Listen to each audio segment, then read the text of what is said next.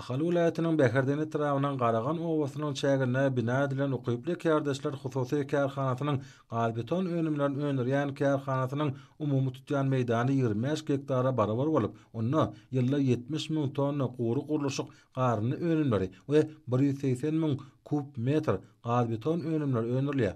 Bu kärhanada daşary döwletlerden getirilen iň kämil tehnologik enjamlar oturdular. Kärhana çäge ýugulýan guru gurulşyk garynlaryny öňürýän, gaz beton bloklaryny öňürýän, dik degirmen we hek öňürýän bölümlerden ibaratdyr. Kärhananyň bölümlerine Germaniýanyň we Türkiýanyň belli kompaniýalarynyň enjamlary ýakurlanýar. Çygmalaryň aglaba bölegi öz döwletimize öňürýän önümlerden ibaratdyr. Käbir goşunlar bolsa Germaniýa we Türkiýe döwletleriniň getirilýär.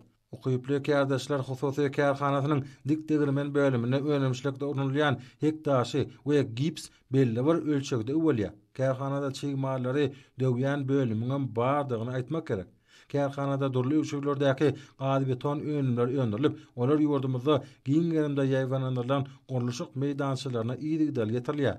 Ýeri gelen aýsa bu kärhanada öňürilýän gurulşyk önümleri ýurdumynyň daşyna Gazagystan, Özbegistan ýaly ýurtlara eksport edilýäni gowunç bilen bellemek gerek. Bir ýerde 100den gowrak adamyň işlemekler üçin hem iş ornary döredilendir. Şeýle-de işgärleriň has önümçilikli däkme çekmekler üçin oňaýly durmuş we iş şertleriniň döredilendigini aýtmak gerek. Kärhananyň agdyby işgärleri şeýle kärhanada işlemäge, däkme çekmäge uly mümkinçilikler döredýän üçin türkmen halkynyň milli lideri Gahrman Akadamda we hormat prezidentimiz Arkadar Gahrman Serdanymyza alkyş sözlerini beýan edýärler.